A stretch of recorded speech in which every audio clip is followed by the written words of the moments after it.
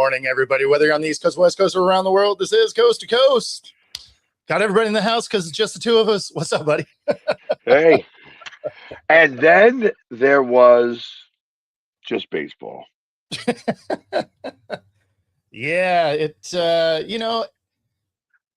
guess let's start with the NHL just because y'all at least showed heart in that game. Goes to overtime, so it's not like they gave up. Obviously, we'll get to the Sixers later, but it was a good game, and it lets you know that they were fighting through, and that says a lot of good things, especially as you look at of course, next season, right? Because the season is over.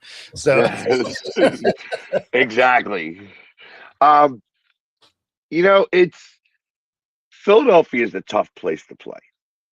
And for the Flyers to get swept at home and there to be a standing ovation really does say a lot about the way that it had, the way that this team performed. Because obviously they gave it their all. They had two of their best players not able to play because of the injuries, and to bring it to overtime, and you could even tell in overtime that they were just overmatched. It was like that the tank was just about empty, and they weren't really able. Like, it was just going to be a matter of time. But when I was talking to people about it, it was like, this happened exactly how it needed to. This was a lesson that needed to happen exactly the way that it did. Had they won this game and all of a sudden they, had to go back to Carolina and they get the brakes beat off of them there, they leave the ice, they don't get that standing ovation. They don't get an understanding of what it is that the city or that the fan base felt about how they played and how they performed. And sometimes it's the loss, like I said, because eventually they were going to lose this series anyways. They were not going to come back and win 4 games straight. Wasn't going to happen. This is just not that team. And, No, ultimately they got... Going into the series, I didn't think they were going to win. 100%. It was just, I was like, if they stole game 1, there could have been a different thought process to it. But when they did, and you know what, the NHL, not for nothing, should be ashamed of itself in the way that this series was scheduled. This series is over. The other 3 series are in game 3. Yeah. Like, they gave no rest to the Flyers at all. Yeah. And now Carolina's got to sit and wait for what could be 2 weeks. Now, I know they're trying to do that because they want Montreal to get in there. They want Canada to be represented in the Stanley Cup because Canada hasn't won a Stanley Cup since I was a teenager, which is a long time ago. But, it's not about that. Right now, it's like I said, the Flyers have a bright future moving forward. And, they played well, and they gave it their all. They did not quit. They did not give up. And you can't ask for anything else. I mean, you saw there was 5 rookies on this team that got playoff experience. And that is immeasurable. That's going to help them next season in a lot of ways. So no, they showed a lot of heart. So, and for them, it would have been good for them to snag one of the games, but for them to go down the way they did, going into overtime, all of that, like it, you can still feel good about the loss, right? We got a weird chat going on. Yeah, it's everybody's got something to say today, I guess. Oh yeah. Frankie, I'm sure I'm seeing Frankie up there, and he's like, I'm not even reading what's going on in the chat because But it's him and Joe going back and forth anyway. So it has nothing to do with the show. Good enough. That's why I wasn't sure what's happening. Now, anytime anytime I don't bring it on screen, it's just like, yeah, you just let it roll. Or, we got some trolls in the chat today. So if you're listening on the radio and you want to see some ridiculousness, come on over to our YouTube channel at Football Talk, and you can see the just dumb stuff that happens in our chat during the show. Otherwise, if you're on YouTube, enjoy the read. Exactly. Like and follow all the time. Right. Oh, man. So, and watching some of the other hockey games and stuff like that, I think I was watching Montreal. They went up 2-1 in their series. Yep. They kind of. I thought Buffalo's goalie was better than that. It's just I felt like he was letting up a lot of softer goals. Yeah, I mean, it wasn't a good showing for them at all. This Knights Ducks series is better than I thought it was going to be. I thought the Knights were going to really kind of take control of this thing. And here we are at 2 apiece. Yeah, I was watching a little bit of that game last night. I didn't see the end of it, so I wasn't sure, but I know that the Ducks were up 3-2. And the Ducks got a young team. They're doing a little bit what the Flyers are doing. Different division. That division was the worst division in hockey. And that doesn't mean, hey, listen, you played these guys a lot, and they've played each other a lot now. So these two teams know each other really well. And to see it at 2-2, it just makes it, that looks like it's going to go to Game 7. Yeah.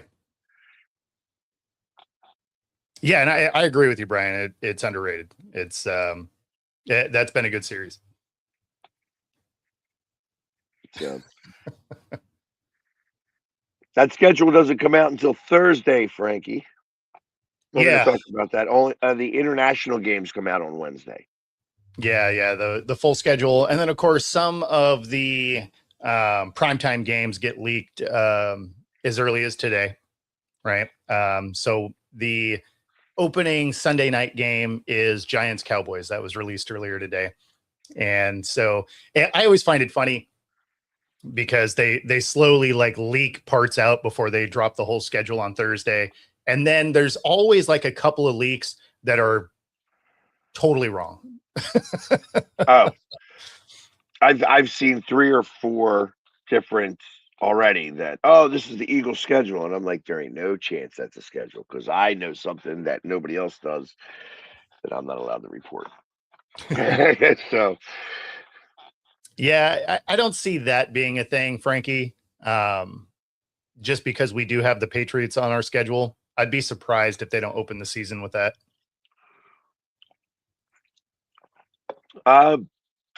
Actually, I had heard that it's possible that we open the series with you guys, or open the season with you guys. That would be interesting too. So, not sure if that's really the case. Obviously, I have not heard that, officially yet, but I heard that was being bounced around, and it would be really interesting for us, and it would make sense in terms of the NFL doing it in the first week. Out of all the weeks of the season, the Eagles fans probably travel the least. The very first week of the season is the one that's the hardest because of kids in school and stuff like that. So there's as little amount of Eagles fans in attendance. I know that the last time that the Eagles were up in Seattle, we took over about 25% of the stadium, Mhm. which, I mean, Seattle's a loud stadium, and you guys traditionally, on a weekly basis, will do somewhere in the neighborhood of 120 decibels Yep. at the stadium. When the Eagles were there, you guys barely hit 100. So that's a big difference. Yeah, Of that will a be the big case for opening night. Well, that's why I'm saying that they may do Philadelphia that day Yeah. because you were not going to take that much of the stadium. Yeah. I mean, I don't think anybody's going to take a lot of the stadium coming off a Super Bowl, right?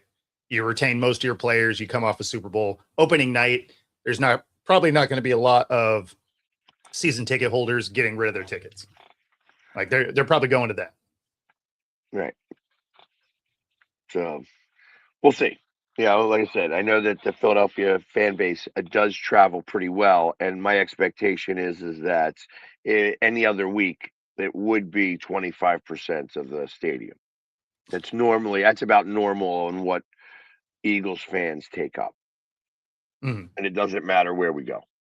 Yeah, no, for sure.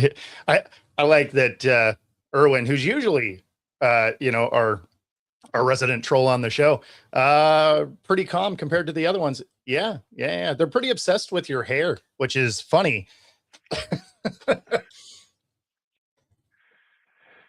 So, and yeah, we'll get into the Rossini stuff. It's at some point I because mean, we can talk about some of that today because it keeps escalating. That is gonna be, I mean, obviously her career in media is smoked at this point. I mean, based on the fact that more evidence keeps coming out and the affair seems to have kept going longer. At this point, it looks like it started sometime while he was with the Titans. And, you know, there's questions on if her kids are his. And if that's the case, one of them being named Mike is just diabolical. So, yeah, that's yes. But first, before we get into that talk, because I think that can start to dictate some of the other talk, because obviously, uh, basketball. well, In before we jump off of the NFL, the Chargers did sign former Browns tight end David Njoku. I actually like that fit for the Chargers, having another good tight end. Um, Based on a team that has struggled to keep Herbert healthy, giving him another outlet and a guy that isn't afraid to block. Right. And Njoku will get in there and block a little bit and then, leak out for passes, stuff like that. So I actually like that pickup. It almost makes you think that they're like, yeah, you know what? Our line still kind of isn't that great. Let's go get another tight end. right. Well, if you see all these teams starting to go with 12 and 13 sets. Yeah. And that's becoming a bigger deal. That they are defensive linemen are getting better and faster than the offensive line. Yep. And that's why things are going that way. They want to bring in more guys that can block because you need to be able to protect the quarterback. It's, the receivers are better than the cornerbacks that are out there for the most part. Yeah. But the defensive line is winning against the offensive line. And that's I think that's across the board in football. Yeah. And now I wasn't saying their offensive line was bad, Brian. I'm just saying that he did still spend a lot of time on the ground. And I think some of that's on him. He likes to try to make a play happen, and he holds the ball a little too long and such. I mean, that's all part of the experience of being a quarterback nowadays. It's like, how long can you hold the ball That's why Eli Manning was able to live for as long as he did with as bad of a line that he had. Yep. He just went down.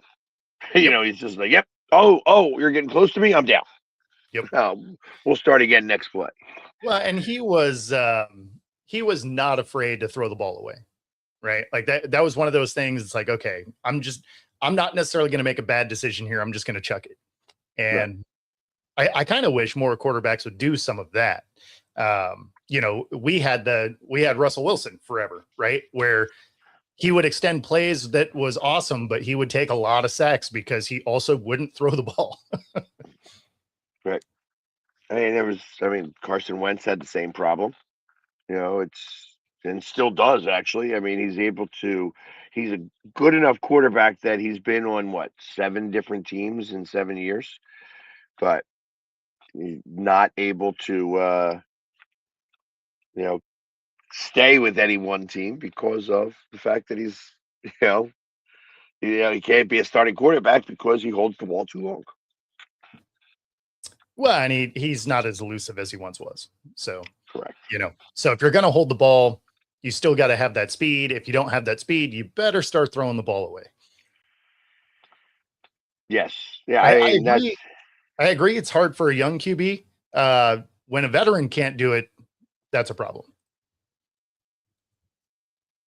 And that's why, the quarterback's coach is so important in this league anymore. That's why you see a lot of quarterbacks coaches go right to head coaching.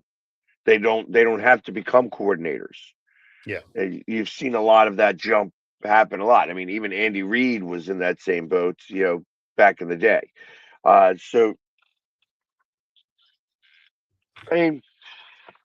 It'll be interesting to see, because there's a new wave of offensive coordinators that's coming in. I feel like that the old guard is slowly shifting out, and you're getting this new Sean McVay branches, is what I'll call it. Like that his tree is sprouting now. Yeah. And you're going to see a lot more of that. And it's going to be interesting to see, our offensive coordinator last year, was getting his plays off of ChatGPT. So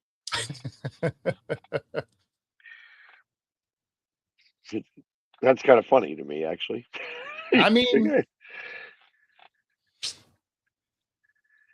Yeah. AJ, nothing official yet, Frankie.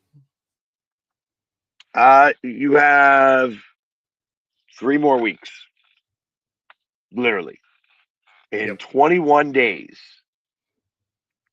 you may hear something. Until that point, you got to be more worried about whether you're going to have a coach or not. Yeah, I still don't think he's in danger of losing his job yet. It's getting closer. When Mike Garafolo starts talking about it, yeah, that they're talking about, okay, it might just be worth it for a season. He may have to do that so that it looks like that they are trying to work something out, or taking care of this so that they don't lose a draft pick. Like they may lose draft picks in this. It's getting that bad now. So I could see something like that. I don't see him getting fired unless something really crazy comes out. And yes, Frankie, you have to think of Kraft and the massage places. So, I don't think there's any issue when it comes within the organization, unless the NFL hands something down, which is, potentially loss of draft picks, fines, something like that. Like I could see them doing that. I don't see them ousting Vrabel. I could see, like you're saying, a leave of absence if they wanted to do something for optics, saying, oh, he's working on his marriage or whatever. Now, if there's a Maury episode and you are the father, now, yeah, I don't know. Like there are some paths that could make this challenging to stay in that role. I think the only one that is, the career just got destroyed by it is Rossini, and simply because there's not a lot of other teams that are going to want you in their locker room. Well, it's funny with all the things that are going on. Does she get a talk show? I feel like that there is a certain level of, because it's not going away and because it's still gaining legs and because of all this stuff, it's like bad publicity is publicity. It's good publicity. You know what I mean? It's like even all of this stuff that there's somebody who's going to take a chance at her and, on her right now. I'm saying, hey, it's like, I want you in the front. I want you in the limelight right now. Like maybe now's the time where you should jump on this so that I could see the launch of a podcast, right? Like that could definitely be a thing. Yeah, I don't know. It's like I get it. Her marriage has got to be over, or he is got to be the most understanding guy that there is. I mean, if it's not over, it means that all of the trash she's talked through the years on different shows wasn't a lie. Like, hey, yeah, I love my wife. That's that. I don't care that my third kid is named Michael and it's probably not mine, but that's beside the point. You know what I mean? It's. I tell you, it is definitely drama. Oh yeah. Yeah. I mean, and it's funny because anytime there's a lot of noise in the off season, you never feel good about the season that's about to happen for a team. You pair that with they're not going to have a schedule that has all but 3 coaches getting fired. Patriots might be in for a long season. Might be. I would not bet on them going back-to-back Super Bowls. That's not how I suspect that. Although they announced like who's going to have the easiest schedules. And interestingly enough, the Saints are the number 1 team that have the easiest schedule. So, buddy. The show is not a show without any Alabama. That's right. Yeah, I mean, the Saints getting an easy schedule like that, obviously that'll be helpful for them because they're still rebuilding that franchise. So, I mean, that'll help them at least be competitive. Right. And everything's kind of hearsay now anyways, because you're basing it off of last year's and everybody's got different schedules. So, and everything's going to change a little bit from here to there, but we will see. Because as of right now, I think the Eagles have the 7th easiest schedule listed from the teams that they're playing. And it's funny because we have a first place schedule. So, okay, so we're playing Pittsburgh, we're playing Seattle, we're playing Chicago, we have those guys on our schedule. But because we're playing, I think, the AFC South? Yeah. Although I thought the South was even, because it's Jacksonville and Houston and stuff like that. Yeah, South is getting better for sure. And yeah, so the schedule is dictated a little bit on, how your season ended. But again, this is just speculation because anything you've heard up to this point, you got to understand that may not be a real thing. Like there's always some fake leaks that come out and from reputable people. I think that's probably the biggest thing is you'll hear, Schefter say something and then be like, oh, we got that wrong. And it's just like, you're the one guy that's supposed to know. Like you're an insider. Like the NFL pays you to be that guy. Like you're not even an insider. Like you're on their payroll. Like you should at least get some of that right. Exactly. Yeah. But I mean, there are sometimes where they get fed information improper too. So of course. And their job is to report it as quickly as possible. And then the next thing you know, it was like, oh, I got this from, and they're never going to tell their sources. Mm-hmm. And then they just oh, you got me on that one there. Yep. You're not going to get me the next time. And Brian, you're right. Strength of schedule is always an overrated thing because you always end up, I mean, when you think of every postseason, there's, 6 or 7 new teams every year, right? So obviously strength of schedule doesn't necessarily mean anything. Some teams that you thought were going to be good fall off. Teams that you didn't think were going to be, there's always at least one surprise team that comes out and does something. So, I mean, you can say this and, the strength of schedule. In fact, the Seahawks, great example. We played the NFC South a couple years ago, and we lost every one of those games. That division was terrible. So you just never really know. Exactly. So, and there's always going to be one team that goes from like worst to first or somewhere close to that. And, like I said, the beginning of the season, nobody picked Seattle to go to the Super Bowl. No. I mean, it's funny because I was one of the more aggressive people thinking they were going to be a playoff team. A lot of people were like, oh, they're a 5-win team at best. So it's so you never really know. It's good things happen. Exactly. Good things happen sometimes, and I know everybody was super excited that the Patriots did not win the Super Bowl. The Patriots are going to go from first to worst. Is that what you're saying? I'm with it, Frankie. And Frankie, I did watch that last night for a little while. I watched most of it, and then I think I fell asleep. But I was like in and out of sleep, trying to waiting for it to come on. It's been a long week.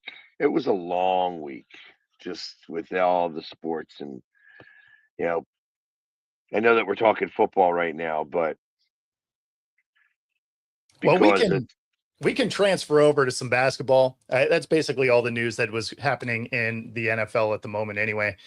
So you might as well start your rant on the just not even trying in Game 4, getting destroyed. Not an enjoyable watch, really, from the start. We won the tap and we went up 2-0. Woo! And then the game was over. And then the game was over. Like, if you missed that basket because you weren't in your seat yet, you missed the only time you lived. It was exactly. And it was frustrating. Very frustrating to watch. First off, it was a Knicks crowd. Like I want to say 60%. And I was like, damn, don't these guys have moms? Does anybody in New York have a mother? Well, the problem was they brought their moms. So there was a lot of mothers in the in there.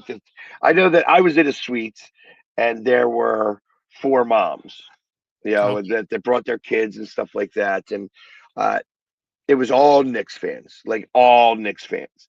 And they kind of felt bad for me a little bit. Not too much. I don't want you to think like, but they're like, this game is really tough to watch in general. Like it's bad basketball. Doesn't matter whether you're winning or losing.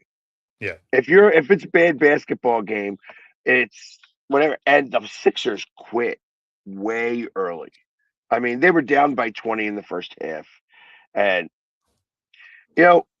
Nick Sirianni was at the game. And I'm taking pictures with some kids. And I say, I'm like, hey, how you doing, Nick? And he's like, I'm all right. I'm like, this is a tough game to watch. Says, do you have a full crowd in there? He's like, yeah, we're pretty full in there. I'm like, yeah, you guys having as tough a time as I am to watch this game? It's like, listen, the Knicks are just knocking everything down. Yeah. And it's tough. It's a hard thing to watch. He says, it's like, hopefully we can carry our share of the water. It's like, all right, Perfect. I'm more excited now for football season than I am anything else because No doubt. this is the Sixers season ended, and this was at halftime. I'm talking to you. So Oh yeah. Sixers season ended a quarter ago, I think. And then in the third quarter, I watched the play, and that's when I started to just lose it. It was like they shot a three ball, Mhm. and Joel Embiid is like he's probably somewhere around the and just in front of the foul line off to the side where the rebound is headed. Yeah. He turned around and just started walking back up the court. And the ball bounced, bounced, bounced, and then slowly rolled out of bounds. Nobody went after the rebound at all. Yeah. The Knicks wind up getting the side out and go back over. And I was like, well, that's it. That's it. They quit. And if you're Yeah. going to quit, even Nick Nurse was just like, I can't. Like this is maybe the worst I've ever seen anything. How do you combat when your team quits? You don't. Um, and I didn't listen to anybody talk after the game. Yeah. I know Joel Embiid likes to bring his son on there, so they feel like that he brings his son with him as an emotional support child. Oh, I thought he did it so that you didn't ask him hard questions. That's exactly it. That's exactly what I felt like. It's that Yeah. he's brings them up there so that he doesn't. And what is there to say? You can't just say, Hey, I quit. I quit on the. I was so frustrated with the fact that this was a Knicks crowd in our home, and that whatever. And it just kind of really frustrated me in a lot of ways. It Mhm. now shows me it wasn't Sixers season ticket holders that were selling their tickets. It's that the people that own these tickets are brokers or corporate entities, and Probably. they are selling those tickets. And it was it. I want to say it was 60% Knicks. It was a 60% Nick crowd. I wonder if the NBA is going to take a page out of the NFL's book where if you sell a certain percentage of your games, it jeopardizes your season ticket holding. I wonder if they'll start doing some of that. I don't think so. And the reason why is this series specifically showed me that it's a hard ticket to get into Madison Square Garden. Let's face it, the Knicks have not won a Yeah. championship in 54 years, 55 years. They're starving for one up there. And they have a Yeah. team right now that it's going to be a good Detroit series if For Detroit sure. makes it. If Cleveland makes it, then I think the Knicks will boat race the Cavaliers. Oh yeah. But if Detroit makes it, which I kind of suspect is going to happen, that's going to be a really good series because Detroit plays defense much better than anybody else. And if you don't defend the Knicks, they're going to win. Mhm. They're going to win because eventually they're going to start hitting shots. It's only going to be a matter of time. At one point, they were shooting 90% from 3 point. They had Yeah. I made mean, 9 of 10. they still finished at almost 57% from three and Yeah. over 50% from the field. I mean, you're not going to win. When you look at this entire series, the Knicks were hitting at such an incredible rate the whole time. Right. And that's So because you have to go out and defend it. You have to go out and defend it. They just, like I exactly. said, it's same thing with Boston. And really, I feel like that's what happened. The Sixers, and maybe emptied their tank against Boston, doing everything they could to get there. Mhm. And, did the fan base deserve the output that they maybe put into this Knicks series? No. I feel like that they should have Mhm. definitely shown a lot more heart. Uh, but I said that in the very beginning. I'm like, I know that this team has got some heart. I want them to show it. And they didn't show it. They And didn't. and They didn't have heart anymore. Like and that, it that was game showed they had zero heart immediately.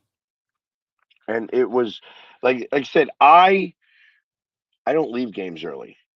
I Mm. don't. I left this one early.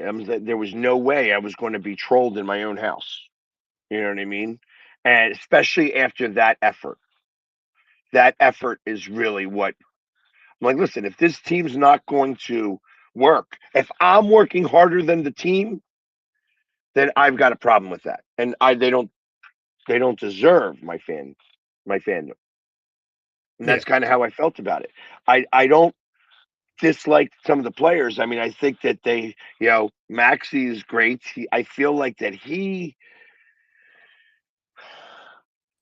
didn't have he needed to take over a lot more, and he didn't. And I think that that's an Embiid thing. You know, Paul George was gassed. Like Paul George. I mean, they had him guarding Towns, and okay, you know what I mean. I get it. Because there's just nobody else that has that type of. I nobody else could guard him. So you put Paul George on him, but Paul George is 4 years past his prime. He's still an okay to good player. He Yeah. gets flashes of greatness, but not often enough. I mean, I could build a house with all the bricks he threw up, Yeah. but it's I'm lighter on my rant today than I was yesterday. I I'm sure literally you will went lose on. your mind. Yeah, and because I'm defeated, this Yeah. team defeated me, and I don't like to be defeated. I like to be positive. I want to be able to rest my hat on the fact that hey, there's VJ Edgecombe who's you know did really well. I think even though this last game wasn't so great. I mean, I feel like that he fell into the same category. It's like when the team quits, when a couple people on the team quit, everybody quits, and you Yeah. just Of have the course. same thing. But I have, like I said, I was defeated. I was defeated so much so like when I'm doing my video, so the season is over. It was just like it's hard to be. Some days are hard to be a fan, Yeah. and when you Yeah. see that type of lackluster effort, it was really difficult to be a fan. They got to swap out your truck again because you're just beating that steering wheel up on the drive home. Play bumper cars. Get off my road. You know what I mean? Yeah, I mean, Brad, the Knicks are proving me wrong for sure. I mean, obviously, I always joke around with the Knicks are going to nick it up because we've watched them do that for 50 plus years. But I mean, anytime you have a team that's shooting over 50% for a series, like that's nuts. Like that's not something you generally see. So and they deserve every Knicks fan remembers Halliburton. Mm. That they all remember that vividly.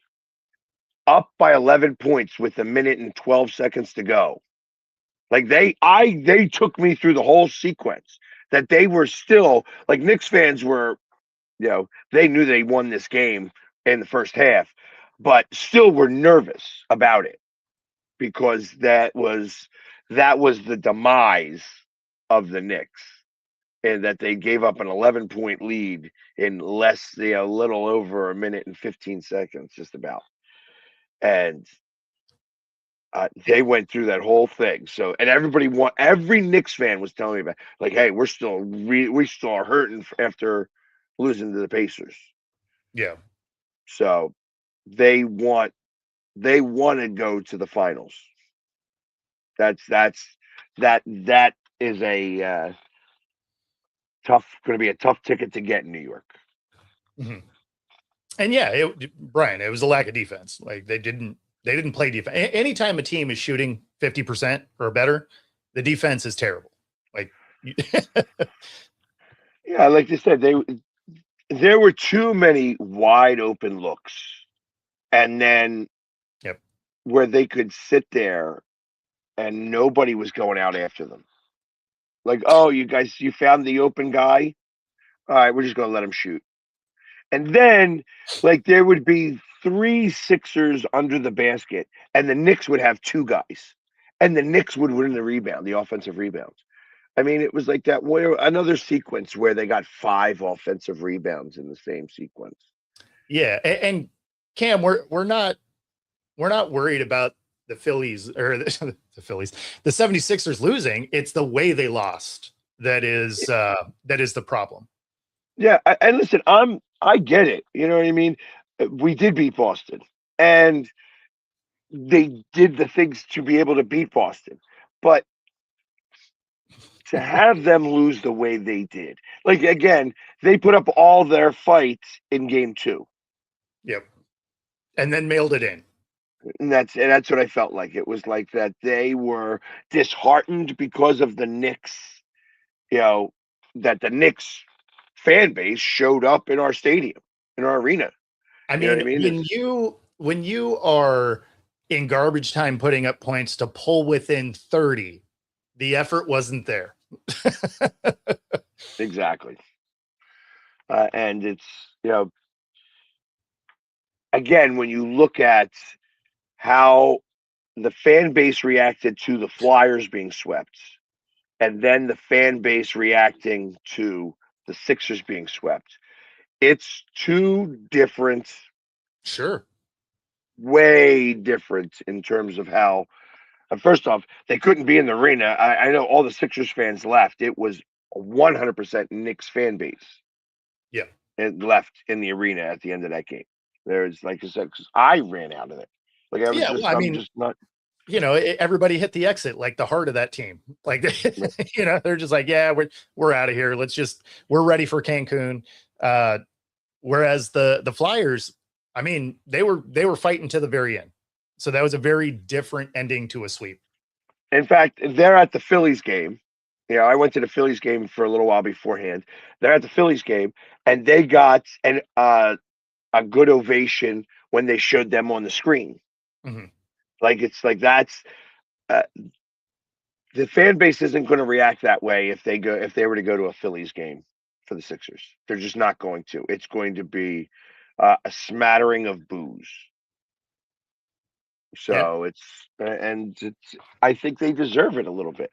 And I also got to say that this is uh, the brokers owning most of the season tickets in Philadelphia is ridiculous. And you want to know why the ticket's so expensive to go to for the Sixers? Because all the brokers are trying to make some money off of this and such.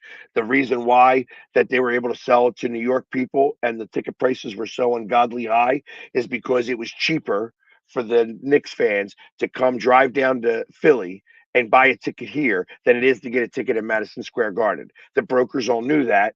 And that's why when you had Embiid saying, "Hey, listen, don't sell your tickets.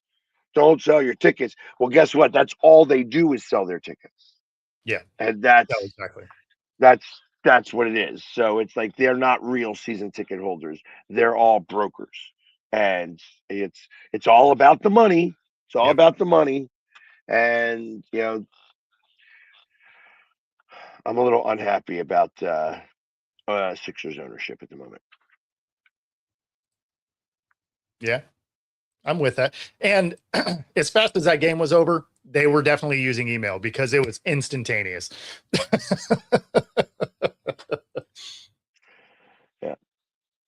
Yeah, it could. The Mother's Day massacre could be a good way of expressing that. It's just, it's. You know what? This game was not going to get remembered much. No. I mean, especially because it's not even like it was the only blowout in the series. Right. Like it was just an ugly showing as soon as it started. Like it wasn't. It opened with a blowout. It ends with a blowout. It was never really that competitive. We were up 2-0. Woo! Book the cruise. Oh, wait, they did. That's why they're like, oh, you know what? The boat leaves tomorrow. We can't win tonight. Yeah, it's It's bad when you have a group project and the leader of the group also doesn't try, right? You at least need one person. Yeah, I agree with that. You need somebody to do it, and like I said, that's where I felt like you gotten more effort out of Maxi. Yeah. Like I felt like that he has the skill set to be able to drive the lane and take over a game. And with Embiid on the floor and Paul George, he feels like he's got to go to them. I tell you, if I watch another shot, like obviously I don't have to anymore, but they kick it out to Paul George, and he feel like, oh yeah, let me put it up, bonk, Yeah. or just oh, Nick's got the rebound. You know what I mean? Like it was, but that one bonk and just watching it roll slowly, where not even the Knicks went after it because there was no need for them to. Yeah. Yeah. That's tough. That's That's tough. that's hard. That's hard to watch. And I turned to everybody. I'm like, you guys saw that, right? You saw that's exactly what I saw. I want to make sure my eyes weren't deceiving me, that somebody wasn't coming from out of nowhere to try to get that ball. I just saw that, right? Everybody was walking back up the court. So, how about Wemby? Man, that elbow, like, it deserved to get tossed. Yes, he did. Yes, he Like, did. intent was pretty obvious. Yeah, I mean, I get it. Every once in a while, they're going like this, but he ratcheted it up Oh yeah, and like gave yeah, that he guy the spun elbow. away to get into it. Like, So, but he didn't even understand. He goes, "What does that mean?" Because he'd never been kicked out before. Um, and they tie the series. yep. Again, not something that you would have expected. You would have expected this to be all San Antonio, and it makes me wonder if San Antonio's not falling apart a little bit. They might be. They might be. No, I don't believe he is going to miss 5. I believe he was just bounced for this game. Some of that has to do with he doesn't have history of doing this. Now, if Draymond did this, he might have had a 1 game. Maybe 2 game even. Like Exactly. something like that. Something like that may have been considered super egregious on his part, and with intent to injure. They gave it a flagrant 2. Which they should Um, have. yeah, they didn't give him the intent to injure, Yeah. which would have come with the suspension. Yeah. That it was, hey, he ratcheted back and did this, but he was you could say that here was some frustration on just the fact that he's Yeah. not been They able to gave score any him points and stuff like they that. gave him the benefit of the doubt, right? Right, Whereas if it was somebody like Booker or Draymond or whatever, that would have been a game suspension for sure.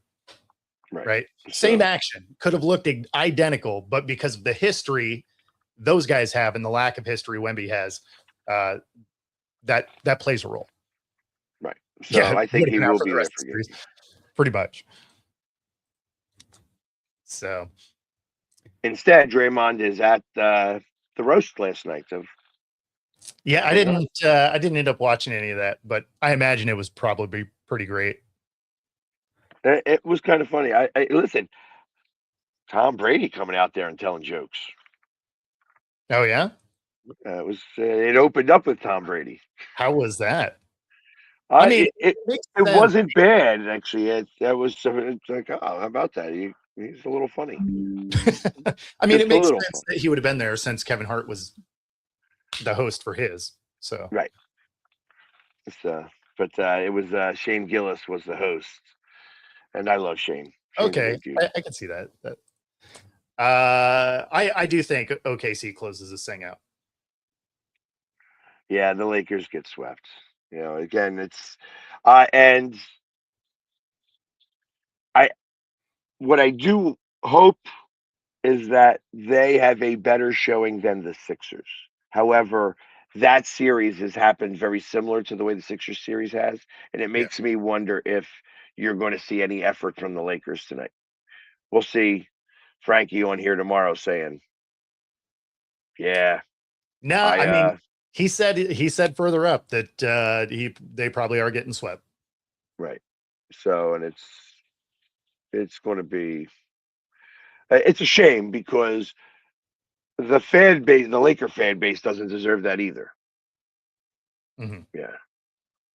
Definitely done. Yeah. I just, again, it needs to be somewhat of a good game. Yeah. You don't want to see them get boat raced. You know what I mean? Just it's No, you were right. Your boat roast is probably more accurate because it's right. not like they got outran. They're going to get burned to the ground. Yeah. It's just, they're just going to get crushed. Yeah. LeBron's not retiring. He's going to do the farewell tour. Like, we've seen him enough to know that even though he's like, oh, I don't want to do it, and he's going to do it, right? He made the NBA making patches for records he's breaking. Like, he's going to do a farewell tour. I don't like the attention, but put all the cameras on me. I mean, yeah. Which makes me think he's going to go to Cleveland to do it. Probably. Like that's, and I'll be honest, given Cleveland's 18 minutes a game may actually help that team. You know what I mean? He's still somewhat serviceable. Even him, LeBron, right now at the capacity he's at 15 minutes a game, giving you 6 to 8 points and such, and yep. his aura would be enough to maybe sway an outcome of a game or two. That's really where I think he should end it. I think he should go back there, especially because if he's to do that, that's the best shot I've got of getting rid of Embiid, sending him to the Lakers. Yeah, that's what I need. I need Embiid to go to the Lakers. And when none of us want to see that either, honestly, but he's going to do it. So if he were to do it in Cleveland, to your point, I think if he was there in like a 18, 20-minute role, he could do that. He could be effective and add real value to the team doing that. Agreed.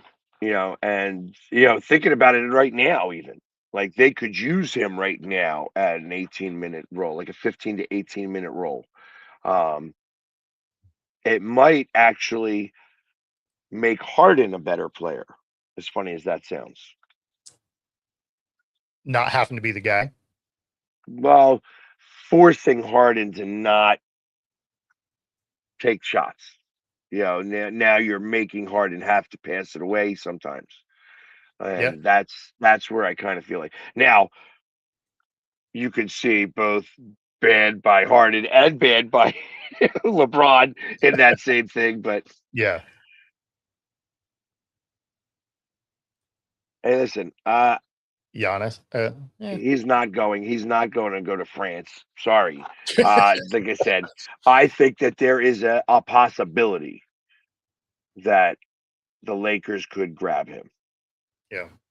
I think it's not a strong possibility. I don't know how the Lakers feel, but they do have thought processes of having the marquee guy, and having Embiid would be a marquee guy. Yeah. And you could put him and Lukic on the floor at the same time. True. And just in the interest of spinning up the trolls a little bit, because we only got a couple of minutes left, Angel Reese, fastest to 50 double-doubles in the WNBA. So, and as much as they're immediately going to jump in with rebounds and all kinds of dumb stuff, if you got rid of all of her offensive rebounds, she would still lead the league in rebounds. So, but yeah, her double doubles come off of rebounds and assists. Yeah. I mean, God bless. She is, she is that Draymond Rodman defensive player rebounder. Like that's what her job is. And, obviously Chicago was trying to make her a scorer, but that's not ever what she was. Yeah, there we go. I knew someone would be in there with it, but But yeah, I mean, even if you get rid of every offensive rebound, she's not shooting at the other basket. She would still lead the league. So, Right. And this goes down. This goes back to when you play basketball, and the women are playing basketball similar to closer to older time basketball than they are. It's not like the new NBA where they're always hitting threes. They actually hit a lot more from the short field. You know what I mean? Like they absolutely have mid-range jumpers. Like that is a very real part of the game for the WNBA. Absolutely. And that's where, like I said, you don't need her to do that, but you need her to be able to get all those rebounds. You know what I mean? And that's when you are the one boxing everybody out and making sure that you go after the ball, you don't need to do anything else. Yep. That's exactly why they had Rodman on that Bulls team. Yeah. You know? No, exactly.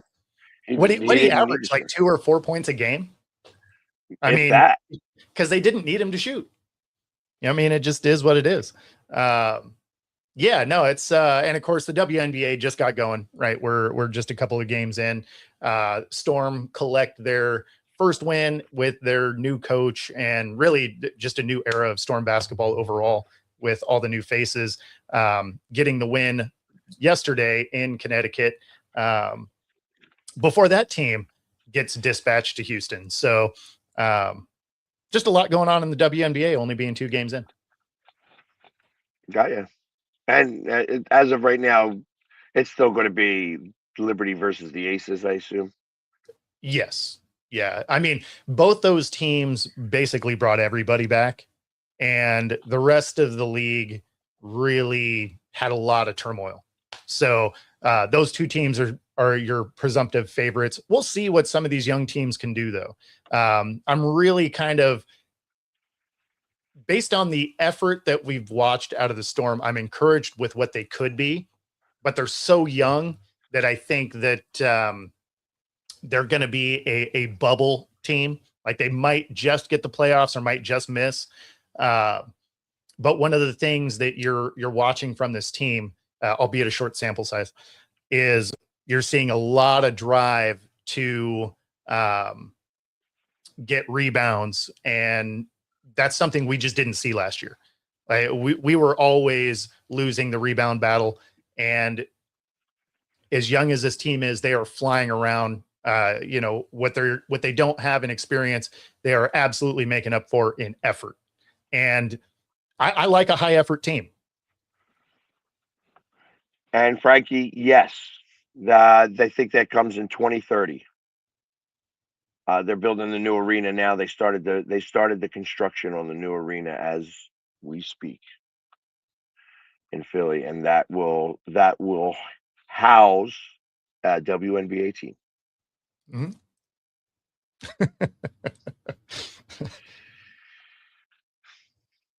Yeah, he hasn't even been gone that long. Yeah, he missed him too. Exactly. Yep. Yeah, I don't know about that.